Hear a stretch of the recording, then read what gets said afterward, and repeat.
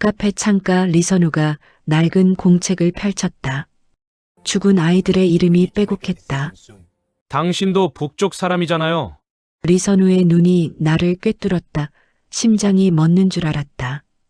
20년간 쌓아온 가면에 금이 갔다. 말투를 아무리 고쳐도 눈빛은 못 속여요. 그의 목소리가 떨렸다. 우린 둘 다 가짜였다. 죽은 사람의 이름을 빌려 사는 유령들이었다. 잠깐 무료 버튼인 구독과 좋아요 꼭 눌러주시면 여러분 가정에 큰 복과 행운이 가득할 것입니다. 감사합니다. 서울 한복판에서 20년을 살았지만 저는 단 한 번도 집에 있다는 느낌을 받지 못했습니다. 매일 아침 거울을 보면서 연습했어요. 웃는 법, 놀라는 법, 슬퍼하는 법. 감정은 연기였고 일상은 무대였습니다. 김민준 씨, 오늘 회의 자료 준비됐어요? 회사 동료가 물었을 때 저는 자연스럽게 미소 지으며 대답했습니다. 김민준 남쪽에서 쓰는 제 이름이었죠. 진짜 김민준은 20년 전 교통사고로 죽은 고아였습니다. 조직이 그 신분을 제게 줬어요. 완벽한 서류, 완벽한 배경, 완벽한 가짜 인생. 저는 중견 무역회사의 과장이었습니다. 평범한 직장인처럼 보였죠. 아침 9시에 출근해서 저녁 7시에 퇴근하고 금요일엔 동료들과 술을 마셨습니다. 하지만 그 모든 게 임무였어요. 회사는 대북 사업과 연결된 기업들을 모니터링하기 좋은 위치였고 제 직급은 의심받지 않을 만큼 적당했습니다. 밤이 되면 진짜 일이 시작됐어요. 암호화된 메시지를 확인하고 수집한 정보를 정리했습니다. 누가 누구를 만났는지, 어떤 대화를 나눴는지, 어떤 문서가 오갔는지. 저는 모든 걸 기록했어요. 감정 없이, 기계처럼요. 한 달에 한 번, 저는 북한산 등산로에서 연락책을 만났습니다. 항상 다른 사람이었어요. 얼굴도 기억하지 않았습니다. 그저 암호를 주고받고 USB를 건네고 새 지령을 받았죠. 잘하고 있다. 조국이 너를 자랑스러워한다. 그 말을 들을 때마다 가슴 한구석이 텅 비는 느낌이었습니다. 조국? 저에게 조국이란 뭘까요? 어머니가 총에 맞아 죽은 땅? 아니면 지금 제가 속이며 살고 있는 이 땅? 저는 양쪽 모두에게 이방인이었습니다. 가장 힘든 건 관계였어요. 동료들은 저를 좋아했습니다. 친절하고 성실한 김민준 과장 회식 자리에선 적당히 취하는 척했고 농담에 웃어줬으며 가끔은 진지한 고민 상담도 해줬죠. 하지만 그 모든 순간 저는 관찰자였어요. 감정이 아니라 정보를 수집하는 기계였습니다. 민준아, 너 여자친구는 안 사귀어? 후배가 물었을 때 저는 웃으며 대답했습니다. 아직 준비가 안 됐어요. 거짓말이었죠. 진실은 제가 누군가를 사랑할 자격이 없다는 거였습니다. 사랑은 진실을 요구하니까요. 하지만 저는 통째로 거짓이었어요. 그렇게 20년이 흘렀습니다. 처음엔 임무에 충실했어요. 조국을 위해, 어머니의 희생을 헛되지 않게 하기 위해. 하지만 시간이 갈수록 혼란스러워졌습니다. 남쪽 사람들은 교육받은 것처럼 악하지 않았어요. 그들도 사랑했고 웃었으며 꿈을 꿨습니다. 북쪽 사람들과 다르지 않았어요. 어느 날 밤 저는 처음으로 생각했습니다. 내가 왜 이러고 있지? 책상 위엔 동료가 준 생일 선물이 있었어요. 값싼 볼펜이었지만 카드에는 진심이 담겨 있었죠. 민준 형, 항상 고마워요. 형 같은 선배 있어서 회사 다니는 게 즐거워요. 그 카드를 보면서 저는 처음으로 죄책감을 느꼈습니다. 이 사람들은 저를 믿었어요. 하지만 저는 그들을 배신하고 있었죠. 매일 매순간 핸드폰이 울렸습니다. 암호화된 메시지였어요. 긴급 소집 내일 오전 10시 장소 동일. 가슴이 철렁했습니다. 긴급 소집은 보통 큰 임무를 의미했거든요. 그날 밤 저는 잠들지 못했습니다. 창밖으로 서울의 야경이 보였어요. 불빛들이 반짝였죠. 20년 전 처음 이 도시에 왔을 때 저는 이 불빛들을 증오하라고 배웠습니다. 타락과 퇴폐의 상징이라고요 하지만 지금은 알았어요. 저 불빛 하나하나가 누군가의 삶이라는 걸, 꿈이라는 걸. 다음 날 아침 저는 평소처럼 출근 준비를 했습니다. 정장을 입고 넥타이를 맸어요. 거울 속 제 모습은 완벽한 직장인이었습니다. 하지만 눈빛만은 속일 수 없었어요. 그 안엔 두려움이 있었습니다. 북한산 등산로에서 연락책을 만났을 때 그는 표정이 달랐어요. 평소처럼 무표정하지 않았습니다. 긴장한 듯 보였죠. 최종 임무다. 그가 파일을 건넸습니다. 이걸 성공하면 넌 귀환한다. 고향으로 고향 그 단어가 가슴을 찔렀습니다. 저에게 고향이란 게 남아있을까요? 어머니 무덤도 없는 그곳이 아직 고향일 수 있을까요? 파일을 열었습니다. 사진 한 장이 나왔어요. 중년 남자의 얼굴 평범해 보였지만 눈빛이 달랐습니다. 살아있는 눈이었어요. 표정 리선우 제거 대상 그 순간 저는 알았습니다. 이번이 진짜 마지막이 될 거라는 걸 어떤 의미로든요. 리선우에 대한 자료를 읽는데 사흘이 걸렸습니다. 조직이 보내온 파일은 두껍고 상세했어요. 그의 출생부터 현재까지 마치 한 인간의 삶을 해부한 보고서 같았죠. 리선우는 평양 출신이었습니다. 아버지는 외교관이었고 어머니는 교원이었어요. 엘리트 집안이었죠. 어릴 때부터 언어에 재능을 보여서 평양 외국어 대학에 진학했고 졸업 후 대외협력부 통역관으로 발탁됐습니다. 완벽한 이력이었어요. 하지만 이상한 점이 있었습니다. 3년 전부터 그의 행동 패턴이 미묘하게 달라졌다는 거예요. 해외 파견 중 규정 시간보다 늦게 숙소로 돌아온 적이 여러 번 있었고 개인 면담 시간이 비정상적으로 길었습니다. 감시 보고서에는 사상적 동요 가능성이라고 적혀 있었어요. 그는 위험하다, 너무 많이 보고 너무 많이 생각한다. 브리핑 말미에 적힌 평가였습니다. 저는 그 문장을 여러 번 읽었어요. 생각하는 게 위험하다니. 북에선 당연한 논리였지만 남쪽에서 20년을 산 저에게는 이상하게 들렸습니다. 그를 처음 본 건 광화문 근처 카페였습니다. 조직이 제공한 정보에 따르면 그는 매주 수요일 오후 3시에 그 카페를 방문했어요. 혼자 커피를 마시며 책을 읽는 게 유일한 개인 시간이라고 했죠. 저는 먼저 도착해서 구석 자리에 앉았습니다. 노트북을 펼쳐놓고 일하는 척했지만 눈은 입구를 향하고 있었어요. 정확히 3시 그가 들어왔습니다. 사진보다 말랐습니다. 정장을 입었지만 어딘가 어색해 보였어요. 남쪽 스타일의 옷을 입었지만 몸에 배지 않은 느낌이랄까. 저도 처음엔 그랬죠. 20년이 지나서야 겨우 자연스러워졌는데 그는 아메리카노를 주문하고 창가 자리에 앉았습니다. 가방에서 책을 꺼냈어요. 제목이 보였습니다. 조지 오웰의 1984 아이러니했죠. 감시 체제를 비판한 소설을 북한 관리가 읽고 있다니.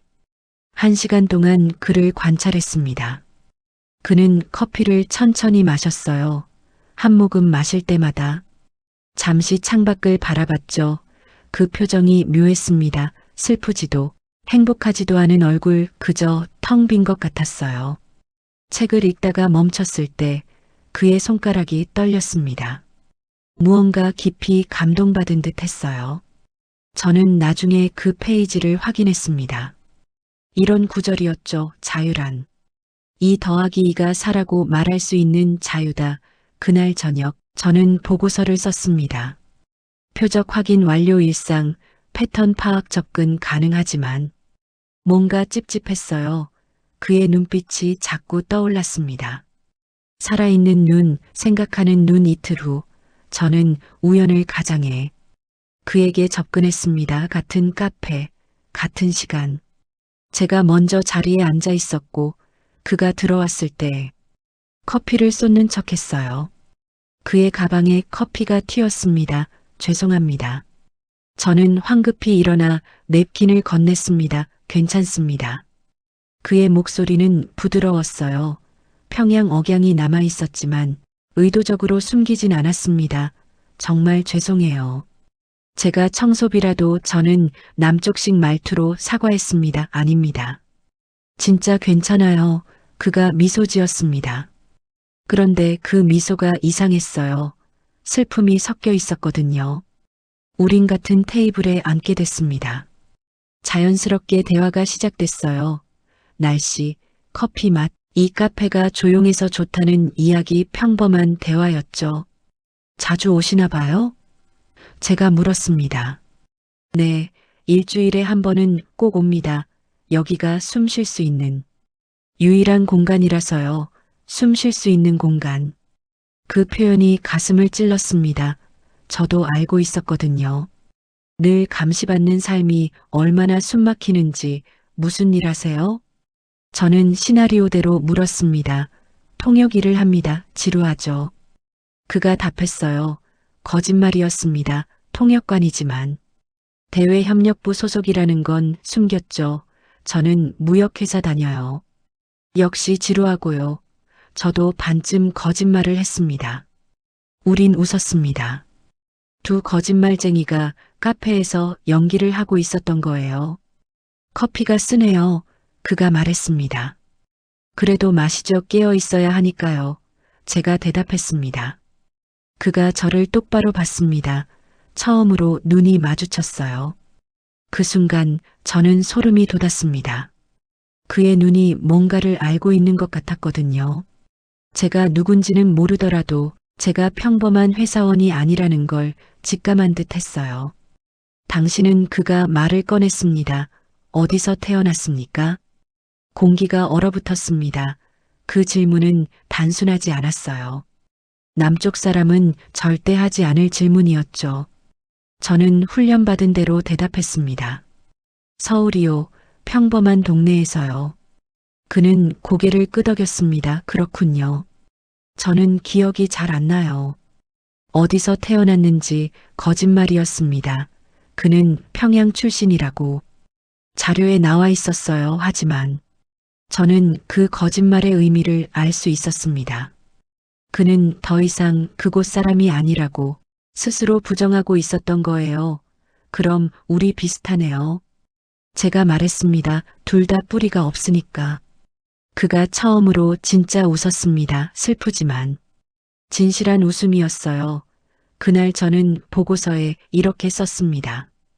표적과 접촉 성공 신뢰관계 구축 중 하지만 쓰지 않은 게 있었습니다.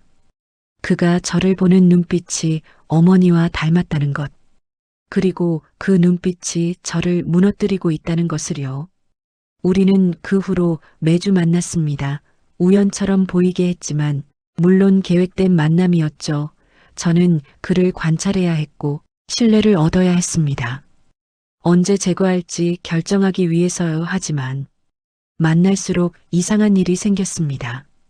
제가 흔들리기 시작한 거예요. 세 번째 만남이었습니다. 그날 리선우는 평소보다 지쳐 보였어요. 눈 밑에 다크서클이 짙었고 커피를 마실 때 손이 미세하게 떨렸습니다. 무슨 일 있으세요? 제가 물었습니다. 임무상 필요한 질문이었죠. 그는 한참을 망설이다 말했습니다. 어젯밤 꿈을 꿨어요. 고향 꿈이었는데 깨고 나니 슬프더군요. 고향이 그립습니까? 그립다기보다는 그가 창밖을 바라봤습니다. 거기 남겨둔 사람들이 생각나요. 제가 떠나온 사람들. 저는 가슴이 철렁했습니다. 그 말투, 그 표현 탈북자의 언어였거든요. 하지만 그는 공식적으론 북한 관리였어요. 떠나온 게 아니라 파견 나온 사람이었죠. 가족 이야기세요? 조심스럽게 물었습니다. 그가 고개를 저었습니다. 가족은 이미 없습니다. 그보다는 제가 통역하면서 만났던 사람들이요. 국경 지역 주민들, 탄광 노동자들, 고아원 아이들 통역관이 왜 그런 사람들을 만납니까? 외국 지원 단체들이 올 때 따라다녔거든요. 그가 쓴웃음을 지었습니다. 제 역할은 그들이 보고 싶어 하는 것만 보여주고 듣고 싶어 하는 말만 전하는 거였죠. 하지만요. 어느 순간부터 견딜 수 없었어요. 거짓말이 그의 목소리가 떨렸습니다. 굶주린 아이가 배불러요라고 말하게 만드는 것, 억지로 웃게 만드는 것, 그게 제 일이었어요. 저는 아무 말도 할 수 없었습니다. 그의 고백이 너무 생생했거든요. 저도 비슷한 일을 하고 있었으니까요. 매일 거짓말을 하며 사람들을 속이며 살고 있었죠. 왜 그만두지 않으셨어요? 제가 물었을 때 그는 비참하게 웃었습니다. 그만둘 수 있다고 생각하세요? 한번 들어가면 끝까지 가야 하는 길이 있어요. 뒤돌아설 수 없는 곳까지 와버린 사람들이 있죠. 그 말이 제 가슴을 찔렀습니다. 저 역시 그런 사람이었으니까요. 그날 저는 보고서를 쓰지 못했습니다. 노트북 앞에 앉아 있었지만 손가락이 움직이지 않았어요. 대신 계속 생각했습니다. 나는 왜 이 사람을 죽여야 하지? 일주일 후 5번째 만남에서 결정적인 일이 벌어졌습니다. 그날 리선우는 가방에서 낡은 공책 하나를 꺼냈어요. 이거 보여드리고 싶은 게 있어요. 뭡니까? 제가 몰래 기록한 거예요. 통역하면서 들었던 진짜 이야기들 공책을 펼쳤을 때 저는 숨이 막혔습니다. 거기엔 이름들이 빼곡했어요. 김순희, 9살 영양실조로 사망 박철수, 12살 탈북 시도 중 실종 이명자, 45살 공개 처형. 이 사람들은 그의 목소리가 떨렸습니다. 모두 제가 만났던 사람들이에요. 제가 통역하면서 행복하다고 거짓말하게 만들었던 사람들이죠. 하지만 진실은 이거였어요. 페이지를 넘길 때마다 죽음과 고통의 기록이 이어졌습니다. 그는 1년 넘게 몰래 이걸 기록했던 거예요. 체제가 숨기려 한 진실을요. 왜 이걸 제게 보여주는 겁니까? 제가 물었을 때 그는 저를 똑바로 봤습니다. 당신이 믿을 수 있을 것 같아서요. 저를요? 당신 눈을 보면 알 수 있어요. 당신도 뭔가 숨기고 살고 있다는 걸. 그리고 그가 잠시 멈췄습니다. 당신도 북쪽 사람이잖아요. 심장이 멎는 줄 알았습니다. 무슨 소리를 아니라고 부정하지 마세요. 그가 조용히 말했습니다. 말투를 아무리 고쳐도 눈빛은 못 속여요. 우린 같은 곳에서 왔어요. 그리고 같은 이유로 여기 있죠. 어떤 이유요? 살아남기 위해서. 그 순간 저는 모든 게 무너지는 걸 느꼈습니다. 제 정체를 들킨 건지 아니면 그냥 같은 탈북자라고 오해한 건지 알 수 없었어요. 하지만 분명한 건 제 가면에 금이 갔다는 거였습니다. 당신은 누구죠? 제가 물었습니다. 이번엔 임무가 아니라. 진심으로요. 누구긴요. 죽은 사람이죠. 그가 쓸쓸하게 웃었습니다. 진짜 리선우는 3년 전에 죽었어요. 지금의 저는 그냥 그 이름을 빌려 쓰는 사람일 뿐이에요. 저는 할 말을 잃었습니다. 그도 가짜 신분이었던 거예요. 저처럼요. 왜 그걸 제게 말합니까? 당신이라면 이해할 거라고 생각했어요. 그가 공책을 덮으며 말했습니다. 그리고 부탁이 있어요. 무슨 부탁인데요? 만약 제게 무슨 일이 생기면. 그가 공책을 제 쪽으로 밀었습니다. 이걸 세상에 알려주세요. 이 사람들이 존재했다는 걸, 고통받았다는 걸. 그날 밤 저는 처음으로 임무보고를 거짓으로 작성했습니다. 표적의 위험성 낮음, 계속 관찰 필요 진실은 정반대였어요. 그는 체제의 가장 위험한 사람이었습니다. 진실을 기억하고 기록하고 전하려는 사람이었으니까요. 그리고 저는 깨달았습니다. 제가 그를 죽일 수 없다는 걸. 아니, 죽이고 싶지 않다는 걸. 하지만 조직은 기다려주지 않을 거였어요. 시간이 얼마 남지 않았습니다. 거짓 보고를 올린 지 사흘째 되던 날 연락책에게서 메시지가 왔습니다. 진행 상황 보고. 미흡 48시간 내 구체적 계획 제출 경고였어요. 더 이상 시간을 끌 수 없다는 뜻이었죠. 저는 책상 앞에 앉아 리선우가 건넨 공책을 펼쳤습니다. 읽지 말았어야 했어요. 하지만 손이 저절로 움직였습니다. 첫 페이지부터 가슴이 무너져 내렸습니다. 김순희, 9살 2021년 3월 12일 함경북도 무산고아원에서 만남 외국 기자들이 왔을 때 노래를 불렀다. 우리는 행복해요라고 하지만 그 아이의 팔은 나뭇가지처럼 가늘었다.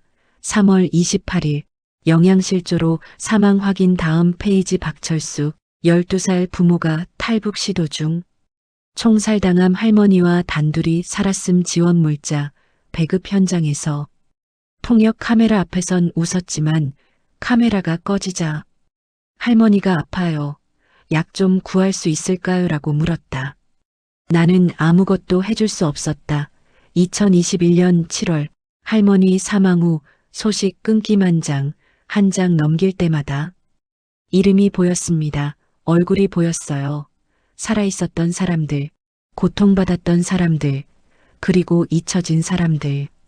마지막 페이지에 이런 문장이 있었습니다. 나는 통역관이다. 말을 전하는 사람이다. 하지만 나는 가장 중요한 말을 전하지 못했다. 이 사람들의 진짜 목소리를. 그것이 내 죄다. 공책을 덮었을 때 제 손이 떨리고 있었습니다. 리선우는 이걸 목숨 걸고 기록했던 거예요. 언젠가 누군가에게 전하기 위해서요. 다음 날 저는 그를 만났습니다. 같은 카페, 같은 시간. 하지만 이번엔 제가 먼저 말을 꺼냈어요. 그 공책 다 읽었습니다. 그의 얼굴이 굳었습니다. 그래서요? 왜 이런 걸 기록했습니까? 들키면 죽을 수도 있는데. 이미 죽은 사람이에요. 전 말했잖아요. 그가 조용히 대답했습니다. 진짜 리선우는 3년 전에 죽었어요. 지금의 저는 그냥 빚을 갚고 있는 거예요. 무슨 빚이요? 살아남은 자의 빚이죠. 그의 목소리가 떨렸습니다. 저는 봤어요. 굶주림을, 공포를, 절망을. 하지만 전 아무것도 하지 못했어요. 그저 통역만 했죠. 체제가 원하는 대로 거짓말을 전했어요. 그가 커피잔을 내려놓았습니다. 손이 떨리고 있었어요. 어느 날 깨달았어요. 제가 그 사람들을 2번 죽이고 있다는 걸. 한 번은 침묵으로, 또 한 번은 거짓말로. 그래서 결심했어요. 최소한 기록은 하자고. 이 사람들이 존재했다는 증거라도 남기자고. 위험한 일입니다. 제가 말했습니다. 알아요. 그가 저를 똑바로 봤습니다. 하지만 더 위험한 건 아무것도 하지 않는 거예요. 그냥 살아남기만 하는 것, 그건 사는 게 아니라 죽음을 미루는 거니까요. 그 말이 제 가슴을 찔렀습니다. 저는 20년간 그렇게 살았거든요. 그냥 살아남기만 했어요. 아무 의미도 없이요. 당신은 왜 저를 믿습니까? 제가 물었습니다. 저도 위험한 사람일 수 있는데 알아요. 그가 씁쓸하게 웃었습니다. 어쩌면 당신이 저를 감시하려고 접근한 걸 수도 있죠. 하지만 상관없어요. 왜요? 당신 눈을 보면 알 수 있어요. 당신도 흔들리고 있다는 걸. 그가 말했습니다. 우린 비슷해요. 둘 다 거짓말 속에서 살고 있고 둘 다 진실을 갈구하고 있어요. 차이가 있다면 차이요? 전 이미 선택했다는 거죠. 하지만 당신은 아직 선택하지 않았어요. 저는 할 말을 잃었습니다. 그는 정확히 알고 있었어요. 제가 기로에 서 있다는 걸요. USB 하나를 준비하고 있어요. 그가 작은 목소리로 말했습니다. 공책 내용을 정리하고 증거 자료들을 모았어요. 사진, 문서, 녹음 파일 완성되면 언론에 넘길 겁니다. 미쳤습니까? 저도 모르게 목소리가 커졌습니다. 그러다 죽을 수도 있어요. 죽을 수도 있죠. 그가 담담하게 대답했습니다. 하지만 이대로 사는 것도 죽은 거나 마찬가지예요. 적어도 저는 의미 있게 죽고 싶어요. 가족은요? 사랑하는 사람은요? 없어요. 그의 얼굴이 어두워졌습니다. 진짜 리선우의 가족은 이미 숙청됐어요. 저는 그 신분을 훔친 사람일 뿐이에요. 아무도 제 죽음을 슬퍼하지 않을 겁니다. 그 말을 들었을 때 저는 처음으로 깨달았습니다. 제가 왜 이 사람을 죽일 수 없는지. 그는 제가 될 수 있었던 사람이었어요. 용기를 낸 버전의 저였죠. 도와주시겠어요? 그가 물었습니다. 저는 대답하지 못했습니다. 도와주면 배신자가 되어 조직을 배신하고 임무를 저버리고 20년간 쌓아온 모든 걸 무너뜨리는 거죠. 하지만 도와주지 않으면 공범자가 됩니다. 침묵의 공범자, 거짓의 공범자. 시간을 주세요. 제가 겨우 말했습니다. 생각해 볼게요. 알겠습니다. 그가 일어섰습니다. 하지만 시간이 많지 않아요. 저도 당신도. 그가 떠난 후 저는 한참을 앉아 있었습니다. 창밖으로 사람들이 지나갔어요. 평범한 일상을 사는 사람들, 그들은 몰랐죠. 자기 옆에 2명의 유령이 앉아서 삶과 죽음을 논하고 있다는 걸. 그날 밤 저는 보고서를 썼습니다. 표적 제거 준비 완료. 72시간 내 실행 예정. 거짓말이었어요. 전 아직 아무것도 결정하지 못했으니까요. 하지만 조직은 만족했습니다. 마침내 움직인다고 생각했겠죠. 실제로는 제가 무너지고 있었는데도요. 72시간이 흘러갔습니다. 조직이 정한 마감 시간이 다가오고 있었어요. 저는 결정을 내려야 했습니다. 리선우를 죽일 것인가, 아니면 그를 도울 것인가. 밤마다 악몽을 꿨습니다. 어머니가 나타났어요. 두만강 위에서 피를 흘리며 쓰러진 그 모습. 그대로요, 살아남아라. 어머니의 목소리가 들렸습니다. 하지만 이번엔 다른 말이 이어졌어요. 하지만 사람으로 살아라. 사람으로 산다는 게 뭘까요? 20년간 저는 기계처럼 살았습니다. 명령을 받고 실행하고 보고하고 감정 없이 의문 없이요. 하지만 리선우를 만나면서 뭔가 깨어나기 시작했어요. 제 안에 묻혀있던 인간성이요. 사흘째 되던 날 밤 연락책에게서 최종 메시지가 왔습니다. 내일 정오까지 실행 실패 시 너도 처리 대상. 더 이상 선택의 여지가 없었어요. 죽이지 않으면 제가 죽는 거였습니다. 저는 권총을 꺼냈습니다. 20년간 단 한 번도 쓴 적 없는 무기였어요. 손질을 했습니다. 총알을 확인했고 소음기를 장착했죠. 손은 떨리지 않았습니다. 훈련이 몸에 배어 있었거든요. 하지만 방아쇠를 당기는 연습을 할 때 손가락이 굳었습니다. 머릿속에 리선우의 얼굴이 떠올랐어요. 그의 눈빛, 그의 목소리, 그리고 공책에 빼곡히 적힌 이름들. 이 사람들이 존재했다는 걸, 고통받았다는 걸. 그의 말이 귓가에 맴돌았습니다. 저는 총을 내려놓았어요. 손이 떨리기 시작했습니다. 두려움이 아니었어요. 분노였습니다. 스스로에게 화가 났죠. 나는 도대체 누구를 위해 살고 있는 거지? 다음 날 아침 저는 리선우에게 문자를 보냈습니다. 오늘 만나야 합니다. 중요한 이야기가 있어요. 그는 바로 답했어요. 오후 3시 같은 카페에서. 카페로 가는 길 제 가방엔 총이 들어 있었습니다. 하지만 쏘기 위해서가 아니었어요. 저를 지키기 위해서였죠. 왜냐하면 저는 이미 결정했으니까요. 리선우는 먼저 와 있었습니다. 평소와 달리 긴장한 표정이었어요. 제 얼굴을 보자마자 알아챈 듯 했죠. 당신 결정했군요. 네, 저는 앉으며 대답했습니다. 하지만 당신이 생각하는 것과 다를 수도 있어요. 그가 미소 지었습니다. 슬픈 미소였어요. 죽이러 왔습니까? 처음엔 그러려고 했어요. 저는 솔직하게 말했습니다. 그게 제 임무니까요. 임무요? 그의 눈이 커졌습니다. 그럼 당신은 네, 당신이 의심했던 대로입니다. 저는 처음으로 정체를 밝혔어요. 저는 요원이에요. 북에서 보낸 당신을 제거하라는 명령을 받았죠. 그는 놀라지 않았습니다. 이미 알고 있었던 것 같았어요.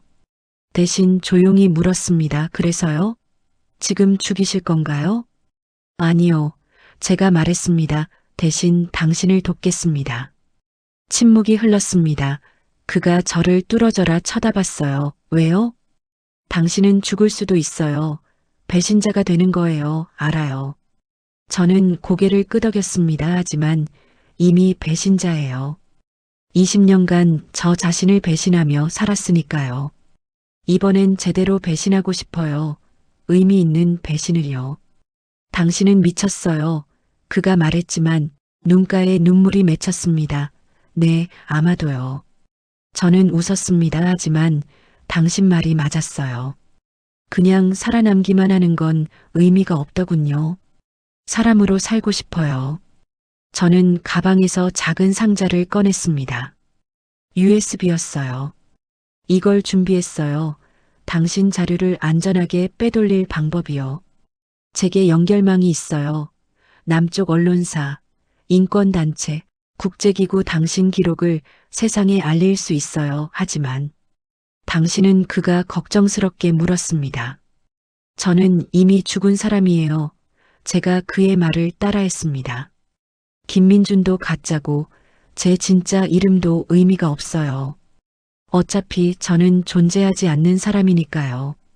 리선우가 제 손을 잡았습니다. 떨리는 손이었어요. 고맙습니다. 당신 이름도 모르는데 뭐라고 불러야 할까요? 저는 잠시 생각했습니다.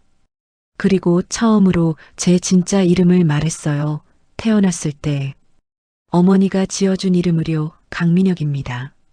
제 이름은 그 순간 이상한 느낌이 들었습니다. 마치 제가 다시 태어나는 것 같았어요. 20년 만에 처음으로 제 이름을 입 밖에 낸 순간이었죠.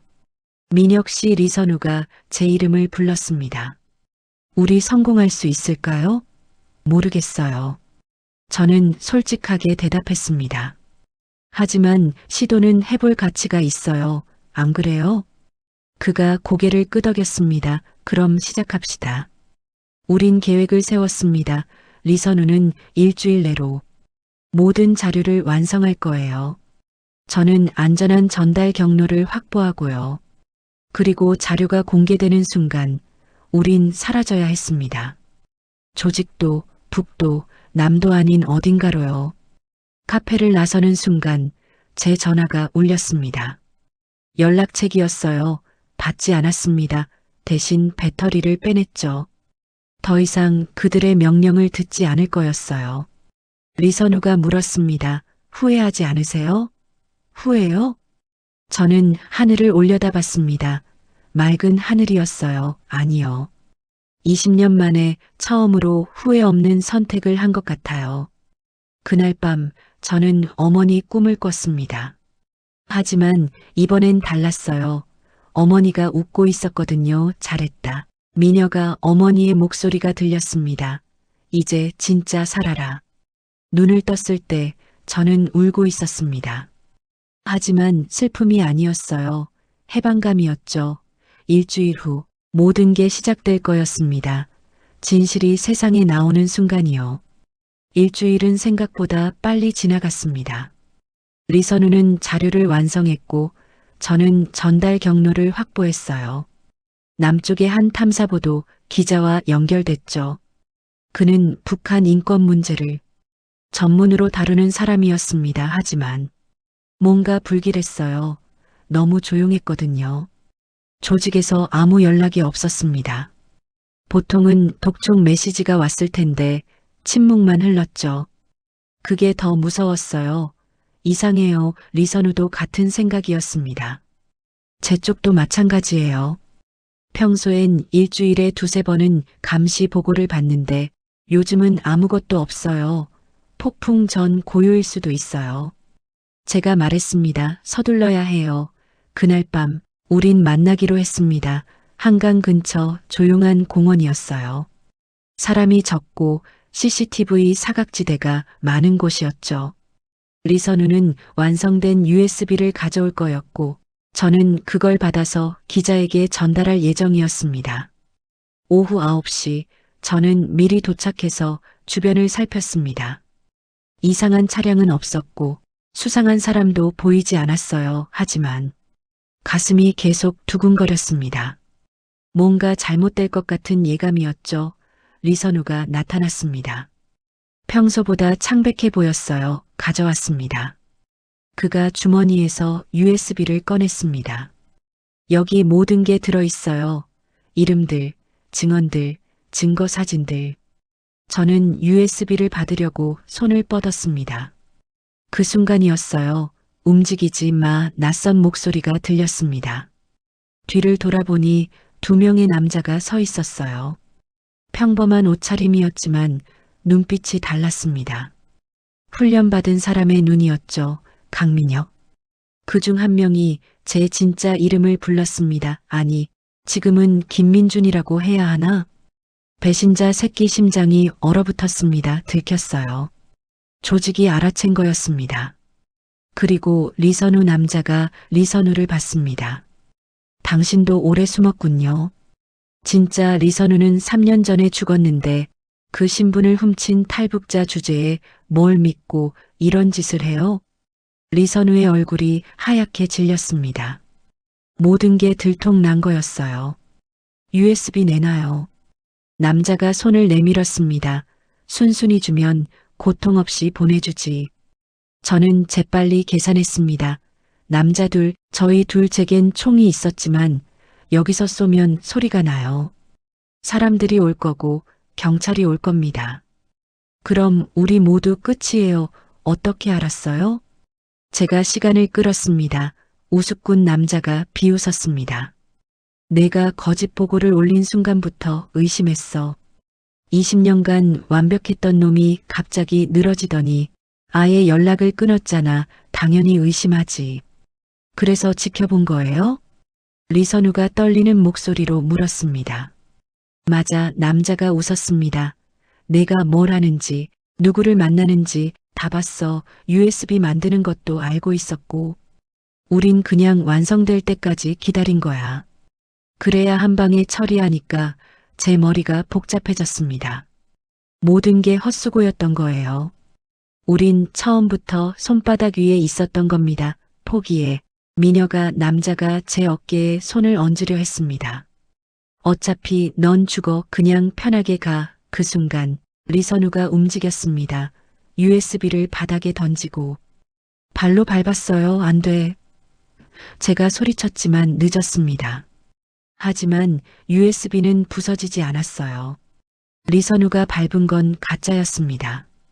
진짜 USB는 이미 다른 곳에 있었던 거죠. 이건 미끼예요. 리선우가 말했습니다. 진짜는 이미 안전한 곳에 있어요. 남자의 얼굴이 일그러졌습니다. 뭐라고? 사흘 전에 이미 보냈어요. 리선우가 웃었습니다. 당신들이 지켜보고 있을 줄 알았거든요. 그래서 가짜 작업을 한 거예요. 진짜 자료는 다른 경로로 이미 나갔고요. 거짓말이었습니다. 저는 알 수 있었어요. 리선우의 손이 떨리고 있었거든요. 하지만 훌륭한 연기였어요. 남자들이 혼란스러워했습니다. 거짓말. 남자가 리선우의 멱살을 잡았습니다. 어디 보냈어? 말 안 하면 죽여. 죽여봐요. 리선우가 눈을 감았습니다. 이미 늦었어요. 내일 아침이면 모든 언론사에 자료가 도착해요. 당신들은 끝이에요. 저는 그제야 깨달았습니다. 리선우가 저를 보호하려는 거였어요. 관심을 자기에게 집중시켜서 제가 도망갈 시간을 벌어주려는 거죠. 민혁 씨, 리선우가 제 눈을 봤습니다. 가세요. 이제 당신 차례예요. 안 돼. 제가 고개를 저었습니다. 같이 가야죠. 바보같이 굴지 마요. 그가 웃었습니다. 누군가는 살아서 이야기를 전해야 해요. 당신이 그 사람이에요. 남자가 총을 꺼냈습니다. 리선우의 머리에 겨눴어요. 마지막 기회다. 어디 보냈어? 모르겠는데요. 리선우가 태연하게 대답했습니다. 기억이 안 나서요. 총성이 울릴 것 같았습니다. 저는 본능적으로 움직였어요. 제 총을 꺼내서 남자를 향해 쐈습니다. 소음기가 달려 있어서 소리는 작았어요. 하지만 충분했습니다. 남자가 비틀거렸고 다른 한 명이 저를 향해 돌아섰죠. 뛰어요. 저는 리선우의 손을 잡고 달렸습니다. 뒤에서 총성이 들렸습니다. 나무에 총알이 박히는 소리, 발소리, 고함. 우린 어둠 속으로 뛰었어요. 공원을 빠져나와 골목으로 들어갔습니다. 숨이 턱까지 찼지만 멈출 수 없었어요. 뒤에서 추격이 계속됐거든요. USB. 숨을 헐떡이며 리선우가 말했습니다. 진짜는 제 집에 있어요. 지금 갈 순 없어요. 제가 대답했습니다. 이미 포위됐을 겁니다. 그럼 어떡해요? 저는 잠시 생각했습니다. 그리고 결심했어요. 다른 방법이 있어요. 위험하지만 그날 밤 우린 도망자가 됐습니다. 조직에게도 체제에게도 쫓기는 두 사람 하지만 포기하지 않았어요. 진실은 반드시 세상에 나와야 했으니까요. 우린 지하철역으로 뛰어들었습니다. 막차 시간이 가까워서 사람이 거의 없었어요. 저는 리선우를 화장실로 데려갔고 옷을 바꿔 입혔습니다. 제 가방에 항상 준비해둔 비상용 의류였죠. 이제 어떡하죠? 리선우가 떨리는 목소리로 물었습니다. 일단 USB를 회수해야 해요. 저는 핸드폰을 꺼냈습니다. 당신 집엔 갈 수 없어요. 다른 방법을 써야 해요. 저는 오래전 알게 된 사람에게 전화를 걸었습니다. 탈북자 출신 목사님이었어요. 20년 전 제가 남쪽에 처음 왔을 때 도움을 준 분이었죠. 물론 제가 요원인 건 모르셨지만요. 목사님, 저예요. 김민준. 제가 조용히 말했습니다. 부탁 하나 드려도 될까요? 급한 일이에요. 목사님은 주저없이 도와주셨습니다. 1시간 후 우린 교회 지하실에 숨어 있었어요. 목사님은 묻지 않으셨습니다. 그저 따뜻한 차를 건네며 말했죠. 필요한 게 있으면 말하세요. 누군가를 보내야 해요. 리선우가 목사님께 주소를 건넸습니다. 여기 가서 책상 서랍 밑에 테이프로 붙여둔 USB를 가져와 주세요. 아무도 모르게요. 목사님은 고개를 끄덕이고 신뢰할 수 있는 청년을 보냈습니다. 기다리는 2시간이 영원처럼 느껴졌어요. 리선우는 계속 손을 떨었고 저는 창문을 통해 밖을 감시했습니다. 새벽 2시 청년이 돌아왔습니다. 손에 작은 USB를 들고 있었어요. 하지만 집 앞에 수상한 차가 서 있더라고요. 역시 제가 중얼거렸습니다. 포위한 거예요. 리선우가 USB를 받아들었습니다. 손이 떨렸어요. 이 안에 300여 명의 이름이 있어요. 다 죽은 사람들, 잊힌 사람들. 저는 노트북을 켰습니다. 지금 바로 보내야 해요. 우리가 잡히기 전에. 하지만 문제가 있었습니다. 이메일로 보내면 추적당할 수 있었어요. IP 주소로 위치가 노출되죠. 저는 다른 방법을 생각했습니다. 목사님, 제가 조심스럽게 물었습니다. 혹시 외신 기자 아는 분 있으세요? 북한 인권 문제 다루는? 목사님은 잠시 생각하시더니 고개를 끄덕였습니다. 한 명 있어요. 미국 통신사 기자인데 탈북자 증언 많이 취재했어요. 지금 연락할 수 있을까요? 목사님은 전화를 걸었습니다. 놀랍게도 기자는 받았어요. 새벽인데도요. 긴급한 자료가 있다고 하세요. 제가 속삭였습니다. 1시간 후 그 기자가 교회에 왔습니다. 젊은 여성이었어요. 눈빛이 날카로웠죠. 무슨 자료인데 새벽에 부르셨어요? 리선우가 USB를 내밀었습니다. 북한 내부 기록이에요. 공식적으로 존재하지 않는 사람들의 증언과 증거들. 기자는 USB를 노트북에 꽂았습니다. 파일을 열기 시작했어요. 처음엔 회의적이었던 표정이 점점 굳어졌습니다. 사진을 보고 문서를 읽고 녹음 파일을 들으면서요. 이건 기자의 목소리가 떨렸습니다. 진짜예요? 제가 직접 기록한 겁니다. 리선우가 대답했습니다. 3년간 통역관으로 일하면서 본 것들이에요. 체제가 숨기려 한 진실들. 기자는 우리를 번갈아 봤습니다. 이거 보도하면 두 분 위험해져요. 알고 계시죠? 알아요. 제가 대답했습니다. 그래도 세상이 알아야 해요. 이 사람들이 살았다는 것, 고통받았다는 것. 기자는 잠시 고민하더니 고개를 끄덕였습니다. 보도하겠어요. 하지만 두 분은 숨어야 해요. 제가 안전가옥 연결해 드릴게요. 안 돼요. 리선우가 말했습니다. 저는 나서야 해요. 얼굴을 보여줘야 신뢰를 얻을 수 있어요. 미쳤어요? 제가 소리쳤습니다. 얼굴 공개하면 죽어요. 이미 죽은 사람이에요. 리선우가 씁쓸하게 웃었습니다. 하지만 이번엔 의미 있게 죽고 싶어요. 제 증언이 진실이라는 걸 증명하려면 얼굴을 보여줘야 해요. 저는 할 말을 잃었습니다. 그는 이미 결심한 거였어요. 다음 날 오전 기사가 나갔습니다. 미국 통신사 속보였어요. 북한 전 관리 폭로, 체제 내부 인권 유린 증거, 공개 리선우의 얼굴이 나왔고 인터뷰 영상이 올라갔습니다. 제 이름은 리선우입니다. 아니, 진짜 이름은 박준호예요. 저는 탈북자입니다. 하지만 3년간 죽은 사람의 신분으로 북한 관리 행세를 했어요. 영상 속에서 그는 담담하게 말했습니다. 떨리지 않는 목소리로요. 이 USB에는 312명의 이름이 있습니다.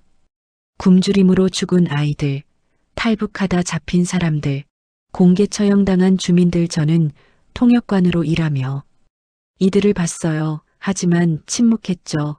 그게 제 죄입니다. 뉴스는 순식간에 퍼졌습니다. 한국 언론도 받았었고 국제사회가 주목했어요. 인권단체들이 성명을 냈고 정부는 사실 확인에 들어갔습니다. 하지만 대가도 따라왔습니다. 그날 오후 리선우가 사라졌습니다. 인터뷰를 마치고 안전가옥으로 이동하던 중이었어요. 목격자는 없었습니다. CCTV만이 검은 밴 한 대가 그를 태우고 사라지는 걸 찍었죠. 저는 그 영상을 봤습니다. 손이 떨렸어요. 조직이 움직인 거였습니다. 아니면 북에서 직접 사람을 보냈을 수도 있었죠. 리선우. 저는 미친 듯이 수소문했습니다. 하지만 아무도 몰랐어요. 그는 증발했습니다. 이틀 후 한강에서 시신이 발견됐습니다. 신원은 확인되지 않았지만 옷이 리선우의 것과 같았어요. 경찰은 자살로 결론 내렸습니다. 하지만 저는 알았습니다. 그건 살인이었어요. 입을 막으려는 거였죠. 장례식에는 아무도 오지 않았습니다. 리선우는 공식적으로 존재하지 않는 사람이었으니까요. 박준호라는 이름도 리선우라는 이름도 모두 가짜였죠. 저 혼자 작은 추모식을 열었습니다. 목사님 교회에서요. 당신은 용감했어요. 제가 말했습니다. 세상이 당신을 기억할 겁니다. 하지만 세상은 빠르게 잊어갔습니다. 일주일 후면 또 다른 뉴스가 나올 거예요. 사람들은 잊죠. 항상 그래왔으니까요. 그래도 남은 게 있었습니다. 그 USB, 그 기록, 312개의 이름. 리선우가 목숨 걸고 지킨 것들이요. 저는 결심했습니다. 그가 시작한 일을 끝내겠다고. 이제 제 차례였습니다. 리선우가 죽은 지 한 달이 지났습니다. 저는 더 이상 김민준이 아니었고 강민혁도 아니었어요. 새로운 신분, 새로운 이름으로 살고 있었습니다. 하지만 이번엔 달랐어요. 이건 제가 선택한 이름이었으니까요. 조직은 저를 찾고 있었습니다. 회사는 제가 실종됐다고 신고했고 경찰은 수배령을 내렸죠. 하지만 찾을 수 없었어요. 저는 20년간 그림자로 살았던 사람이었으니까요.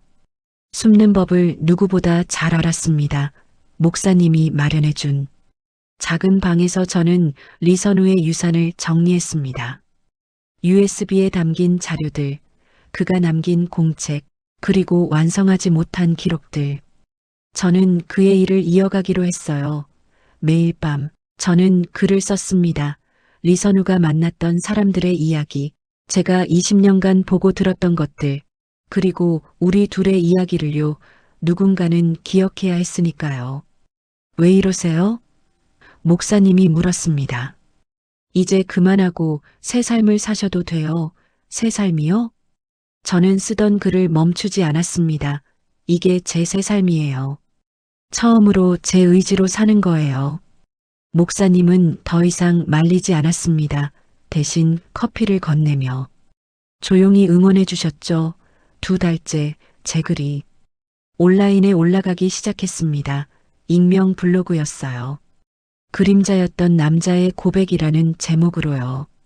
처음엔 아무도 읽지 않았습니다. 하지만 천천히 퍼져나갔어요. 사람들이 댓글을 달았습니다. 이게 진짜예요? 소설 아니에요? 너무 슬프네요. 저는 대답하지 않았습니다. 그저 계속 썼을 뿐이에요. 어느 날 한 탈북자가 메시지를 보냈습니다. 당신 글에 나온 김순이, 그 아이 알아요. 제가 같은 고아원 출신이에요. 그 아이 정말 죽었어요. 당신이 쓴 대로요. 가슴이 뭉클했습니다. 누군가 기억하고 있었던 거예요. 리선우의 기록이. 그 아이들의 존재가 헛되지 않았던 겁니다. 석 달째 국제인권단체가 저를 찾아왔습니다. 목사님을 통해서였어요. 증언해 주시겠어요? 유엔 청문회에서요. 저는 망설였습니다. 얼굴을 공개하면 죽을 수도 있었거든요. 하지만 리선우 생각이 났어요. 그는 얼굴을 내밀었고 목숨을 걸었죠. 하겠습니다. 제가 대답했습니다. 하지만 한 가지 조건이 있어요. 뭔가요? 제 이름으로 하지 않겠습니다. 리선우의 이름으로 할 거예요. 그가 시작한 일이니까요. 넉 달째 저는 제네바에 있었습니다. 유엔 인권이사회 청문회장에서요. 수많은 사람들이 저를 봤습니다. 카메라가 저를 찍었고 기자들이 질문을 쏟아냈죠. 증인, 본인 소개 부탁드립니다. 저는 마이크 앞에 앉았습니다. 심장이 뛰었지만 목소리는 떨리지 않았어요. 제 이름은 여러 개입니다. 태어났을 때의 이름, 조직이 준 이름, 그리고 지금 제가 선택한 이름 하지만 오늘 저는 리선우라는 이름으로 말하겠습니다. 진실을 위해 목숨을 바친 한 사람의 이름으로요. 저는 3시간 동안 증언했습니다. 제가 본 것, 들은 것, 그리고 침묵했던 것들을요. USB 자료를 제출했고 리선우의 공책을 보여줬습니다. 이 안에 312개의 이름이 있습니다. 제가 말했습니다. 세상이 잊은 사람들, 숫자로만 취급받은 사람들. 하지만 이들은 살았어요. 사랑했고, 꿈꿨고, 고통받았습니다. 청문회가 끝났을 때 많은 사람들이 울고 있었습니다. 저도 울었어요. 리선우를 위해서, 어머니를 위해서, 그리고 제 자신을 위해서요. 그날 밤 호텔 방에서 저는 창밖을 바라봤습니다. 제네바의 야경이 보였어요. 불빛들이 반짝였죠. 서울에서 봤던 것처럼요. 핸드폰이 울렸습니다. 목사님이었어요. 뉴스 봤어요. 전 세계가 당신 증언을 보도하고 있어요. 그래요? 저는 피곤하게 웃었습니다. 그럼 리선우가 원하던 걸 이룬 건가요? 네, 목사님의 목소리가 따뜻했습니다. 그리고 당신도 자유를 얻었어요. 자유, 그 단어가 가슴에 와닿았습니다. 저는 정말 자유로워진 걸까요? 한 달 후 저는 한국으로 돌아왔습니다. 물론 몰래요. 갈 곳이 있었거든요. 한강이었습니다. 리선우의 시신이 발견됐던 그곳. 저는 꽃다발을 들고 강가에 섰어요. 형, 저는 처음으로 그를 형이라고 불렀습니다. 해냈어요. 세상이 알았어요. 당신 이야기를, 그 사람들의 이야기를. 바람이 불었습니다. 꽃잎이 흩날렸어요. 저는 이제 뭐가 될까요? 제가 중얼거렸습니다. 더 이상 요원도 아니고 거짓말쟁이도 아니에요. 그럼 나는 누구죠? 대답은 없었습니다. 하지만 괜찮았어요. 이제 저는 알았으니까요. 저는 제 이름을 찾아가는 사람이었습니다. 그림자에서 벗어나 빛으로 걸어가는 사람이요. 그날 저는 새로운 결심을 했습니다. 탈북자들을 돕는 일을 하기로요. 목사님과 함께요. 제가 받았던 도움을 다른 사람들에게 돌려주는 거였죠. 1년이 지났습니다. 저는 작은 단체를 운영하고 있습니다. 탈북자 정착 지원, 심리 상담, 그리고 증언 기록 리선우가 하려던 일들이었어요. 매일 밤 저는 그의 공책을 펼칩니다. 그리고 한 명씩 이름을 읽어요. 김순희, 박철수, 이명자 잊지 않기 위해서요. 어느 날 한 젊은 탈북자가 찾아왔습니다. 선생님, 제 이야기도 기록해 주실 수 있나요? 북에 두고 온 가족 이야기요. 저는 고개를 끄덕였습니다. 물론이죠. 당신 이야기를 들려주세요. 그렇게 저는 계속 기록합니다. 한 명 한 명의 이야기를요. 그들이 단순한 숫자가 아니라 이름과 얼굴을 가진 사람이라는 걸 세상에 알리기 위해서요. 당신은 이제 누구입니까? 리선우가 했던 질문입니다. 이제 저는 대답할 수 있어요. 저는 기억하는 사람입니다. 침묵을 깬 사람이고 진실을 전하는 사람이에요. 더 이상 그림자가 아니라 증인입니다. 그리고 무엇보다 저는 살아 있습니다. 진짜로요. 처음으로요. 이것이 제 이야기입니다. 북한 요원이었던 남자, 표적을 사랑했던 남자, 그리고 마침내 인간이 된 남자의 이야기요. 여러분, 부탁이 있습니다. 이 이야기를 기억해 주세요. 리선우를, 김순희를, 그리고 이름 없이 사라진 모든 이들을요. 그들은 존재했습니다. 그리고 우리는 기억할 의무가 있습니다.